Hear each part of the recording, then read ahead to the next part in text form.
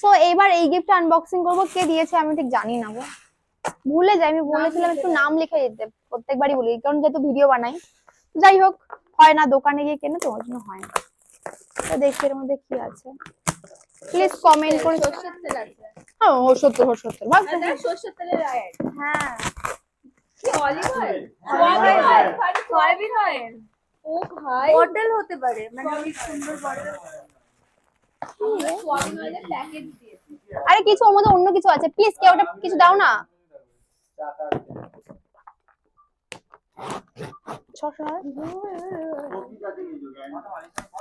কি আছে এটা?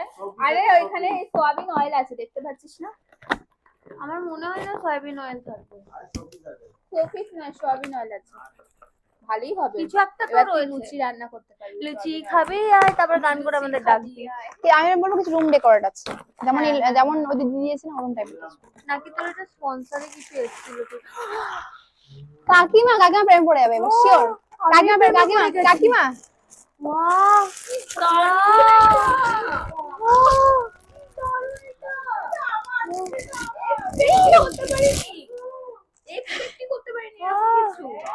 ওয়াও আমি শকড হয়ে গেছি এটা দেখে। গোপাল এ কে দিল গুপু, কি সুন্দর। না না ভাই না, হ্যাঁ হতে পারে, এই দেখো না না না, এগুলো ঠাকুরের মধ্যে টাকা রাখে না, মাটির ঠাকুরের পুতুলে টাকা তো রাখে না। আগে এরকমই হতো। এটা কি সুন্দর, পায়ে রাখছি না। গোপাল দিয়েছে, কি মিষ্টি কে এটা। দিল এটা প্লিজ জানো, প্লিজ কমেন্টে জানো। আমরা এক্সপেক্টই করিনি যে এত সুন্দর জিনিস। সয়াবিন অয়েল কি ভালো, থ্যাংক ইউ, এটা থ্যাংক ইউ সো মাচ। যে দিয়েছো প্লিজ কমেন্ট করে জানাও, আমি জানি না কে দিয়েছো।